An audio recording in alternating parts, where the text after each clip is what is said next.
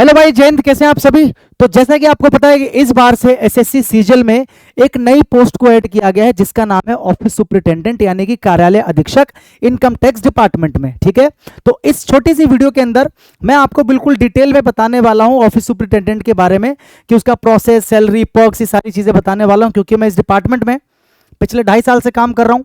बहुत सारे office superintendent को मैं देख चुका, आसपास काम करते हैं, उनसे बात करता हूं। तो जो रियलिटी है बिल्कुल वही मैं आपको बताने वाला हूं, कुछ भी हवाबाजी नहीं करने वाला। और सच बता रहा हूं, जब आप एंड तक रहोगे ना वीडियो में, जब आप देख लोगे वर्क प्रोफाइल क्या है, सैलरी क्या है, तो आप कहोगे कि सर जी अब तो हमें ऑफिस सुपरिटेंडेंट ही बनना है ना। मेरी बात समझ में आ रही है। तो आओ इस वीडियो में डिस्कस करते हैं क्या क्या। भाई देखो कि क्या प्रोसेस है ये बनने का, ठीक है, ऑफिस सुपरिटेंडेंट बनने का। क्या सैलरी है, क्या पर्क्स मिलते हैं, क्या वर्क प्रोफाइल है, क्या प्रमोशन और क्या पावर है, डिटेल में डिस्कस करते हैं। तो सबसे पहले बात करता हूं प्रोसेस की। तो प्रोसेस तो आपको पता ही है कि आपको एसएससी सीजीएल एग्जाम जो है वो क्रैक करना पड़ेगा क्योंकि इसी के अंदर ये वैकेंसी ऐड की गई है इस बार। ठीक है, अगर मैं बात करूं वैकेंसी की कि इस बार ऑफिस सुपरिटेंडेंट की कितनी वैकेंसी एसएससी सीजीएल में, तो भाई 6771। आपको पता है 9 जून को जो है ना इसका नोटिफिकेशन आने वाला है और केवल ऑफिस सुपरिटेंडेंट की वैकेंसी कितनी है, 6771। ठीक है, और ये मान के चलो पूरी उम्मीद है कि बढ़कर जो है ना लगभग 7 से 8000 हो जाए। केवल ऑफिस सुपरिटेंडेंट की वैकेंसी बता रहा हूं मैं ये। इनकम टैक्स में 2 तरह की वैकेंसी और है जो एसएससी सीजीएल के थ्रू फिल की जाती है, एक टैक्स असिस्टेंट 2400 ग्रेड पे और एक इंस्पेक्टर 4600 ग्रेड पे। इसके अलावा तीसरा है ये, उसकी अलग वैकेंसी है, टैक्स असिस्टेंट की, इंस्पेक्टर की अलग वैकेंसी है। ये 7-8 हजार केवल इसकी बता रहा हूं मैं। तो इस बार तो वैकेंसी की भरमार है, बंपर वैकेंसी है। इस बार नहीं ले पाए सिलेक्शन तो भैया भूल जाओ सिलेक्शन, है ना। डिपार्टमेंट आपको पता है इनकम टैक्स, और वो कौन कौन सी पोस्ट है जिसको एसएससी सीजीएल के थ्रू फिल किया जाता है इनकम टैक्स डिपार्टमेंट में। तो एक तो टैक्स असिस्टेंट है, एक ऑफिस सुपरिटेंडेंट है और एक आपका इंस्पेक्टर है। ये सारी चीजें आपको पता है। ठीक है, अब बात करते हैं कि क्या है, व्हाट इज ऑफिस सुपरिटेंडेंट। यार ये है क्या।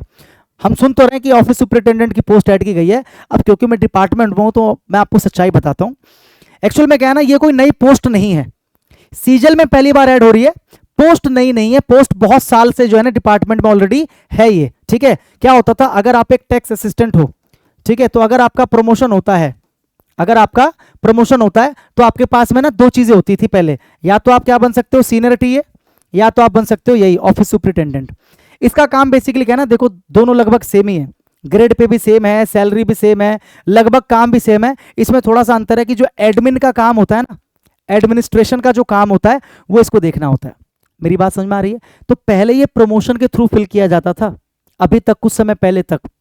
ठीक है, लेकिन अब इसको प्रमोशन के थ्रू तो किया ही जाएगा, लेकिन साथ साथ में एसएससी सीजीएल के थ्रू भी फिल किया जाएगा। और सीनियर टीए की जो पोस्ट है इसको अब डिपार्टमेंट में कर दिया गया है खत्म, यानी कि सीनियर टीए नाम की पोस्ट अब डिपार्टमेंट में है ही नहीं, क्योंकि दोनों को मर्ज करके क्या बना दिया गया, ऑफिस सुपरिटेंडेंट। यानी कि अगर आप एक टैक्स असिस्टेंट हो या टैक्स असिस्टेंट बनोगे तो पहला प्रमोशन जब आपका होगा तो सीधा आप क्या बनोगे, ऑफिस सुपरिटेंडेंट बनोगे। ठीक है, देखो office superintendent is equivalent to senior tax assistant, दोनों लगभग क्या होते थे, बराबर होते थे। ठीक है, लेकिन अब जो सीनियर टैक्स असिस्टेंट की पोस्ट है ना उसे मर्ज कर दिया गया है। क्या कर दिया गया है, मर्ज कर दिया गया है ऑफिस सुपरिटेंडेंट से। समझ में आ गया। तो भैया कुछ वैकेंसी ऑफिस सुपरिटेंडेंट की प्रमोशन के थ्रू फिल की जाएंगी डिपार्टमेंटल एग्जाम के थ्रू, और अधिकतर जो वैकेंसी यानी कि ज्यादा जो वैकेंसी है वो एसएससी सीजीएल के थ्रू डायरेक्ट। समझ में आ रहा है। Tax assistants will now be promoted to office superintendent on their first promotion. पहली प्रमोशन में ही आप क्या बन जाओगे, ऑफिस सुपरिटेंडेंट। ठीक है भाई,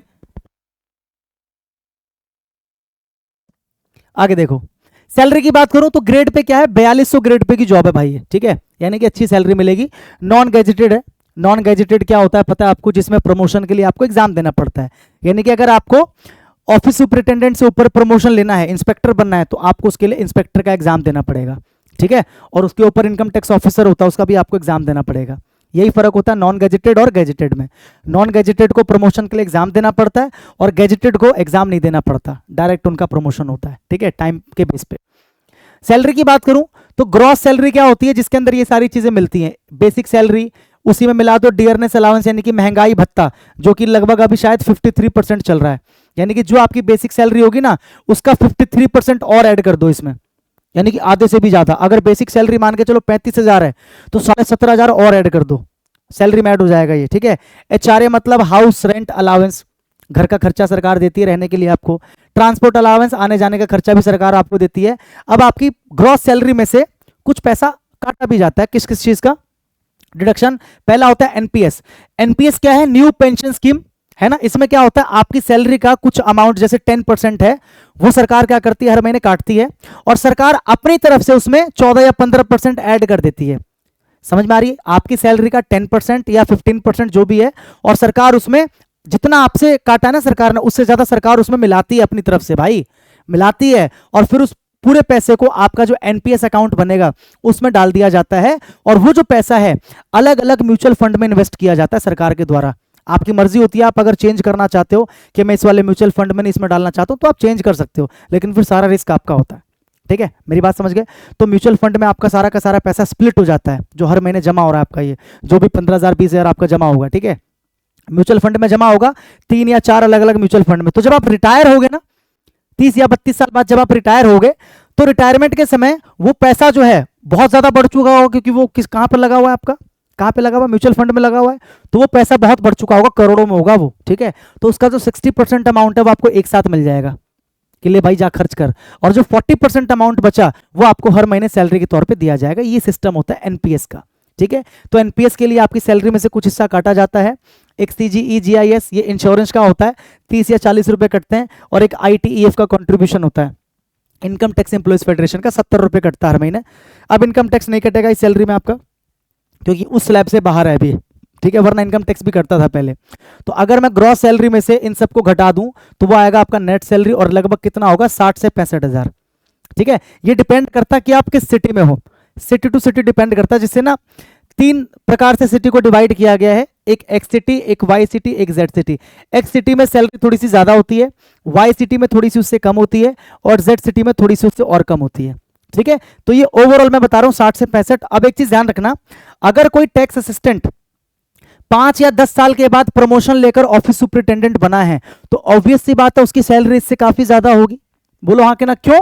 क्योंकि उस 5 से 10 साल में उसकी जो सैलरी है उसमें इंक्रीमेंट भी तो उसको मिला होगा।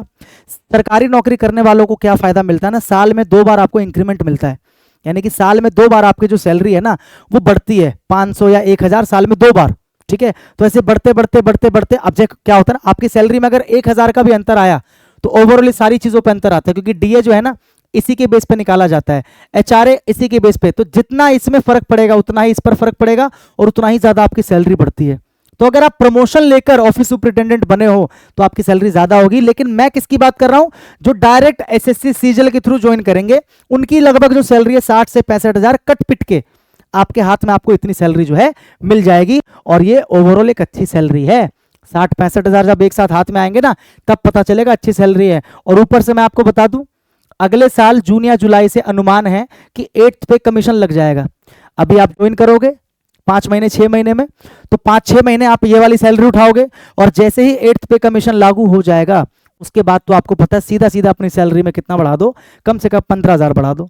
यानी कि अगर आपको 60,000 मिल रहे हैं तो सीधा आपको 6 महीने बाद 75,000 मिलेंगे, अगर 65 मिल रहे हैं तो सीधा आपको 80,000 मिलेंगे। तो 8th पे कमीशन के ऊपर डिपेंड करता है। अनाउंसमेंट हो चुका है, लागू होना ही है आज ना कल, ठीक है। ये अभी के लिए बता रहा हूं कि आपकी जो सैलरी है वो इतनी रहने वाली है। तो आपने देखा वैकेंसी कितनी है, बहुत ज्यादा है, लगभग 8,000 वैकेंसी ओएस की है। अभी तो काम बताऊंगा तो हिल जाओगे, बोलोगे सर ओएस ही बनना है, ठीक है। और फिर आपने देखा सैलरी भी अच्छी है ओवरऑल, ठीक है।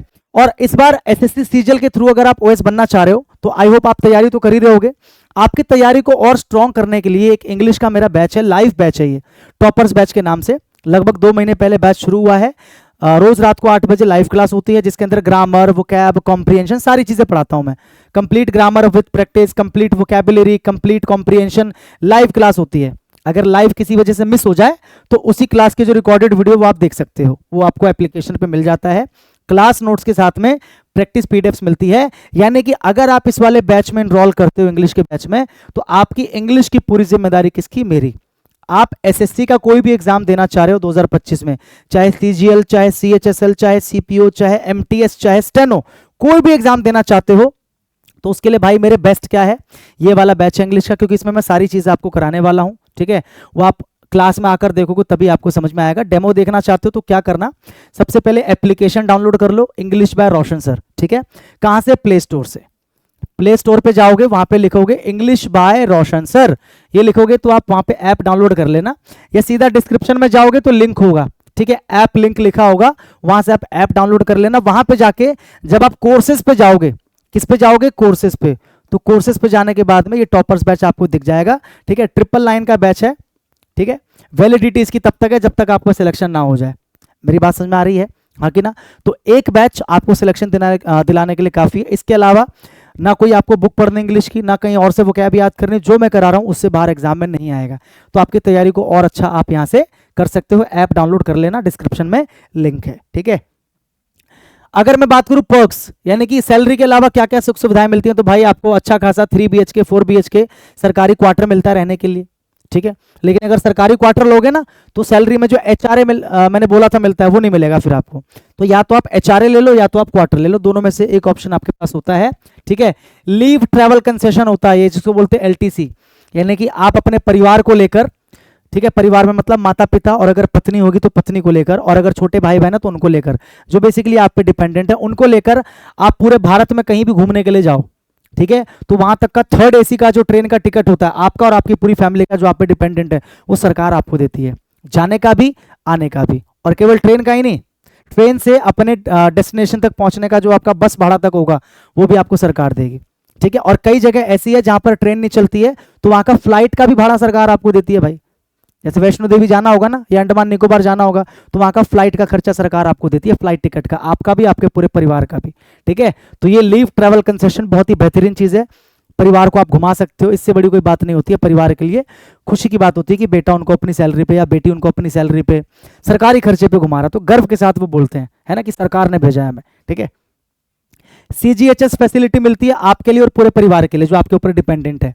सेंट्रल गवर्नमेंट हेल्थ स्कीम बताइए, मैं पहली वीडियो में बता चुका हूं आपको क्या होता है ये, कि आपके परिवार में किसी के साथ भी अगर स्वास्थ्य में कोई दिक्कत है तो बड़े से बड़े हॉस्पिटल में जो इम्पैनल्ड है वहां पर आप जाओ, आपका कार्ड बन जाता है एक डिपार्टमेंट में आने के बाद, CGHS कार्ड, वहां पर आप जाओ, उस कार्ड को दिखाकर वहां पर आप अपना इलाज कराओ। ठीक है, पहले आपको पैसा लगाना पड़ेगा लेकिन कम रेट लगता है, जब आप वो कार्ड दिखाओगे ना तो नॉर्मल रेट से कम रेट लगता है। जैसे मान लो नॉर्मल कोई टेस्ट है 20,000 का, तो कार्ड दिखाने के बाद वो जो आपका टेस्ट है वो 3 या 4,000 में हो जाएगा, और वो जो 3-4,000 है वो भी आपको डिपार्टमेंट से मिल जाएगा। तो बताओ इससे अच्छी क्या फैसिलिटी हो सकती है भाई, आपका भी पूरे परिवार का भी। ठीक है, इसके अलावा जब आपके बच्चे होंगे तो बच्चों का ट्यूशन का फी या स्कूल का फी कह सकते हो 2 बच्चों तक, तीसरा बच्चा करोगे तो अपने आप भरो, 2 बच्चों तक आपको मिलेगा, और 18 साल की उम्र तक मिलता है, जब तक बच्चा 18 का ना हो जाए, और एक बच्चे पे 36,000 मिलता है एक साल में।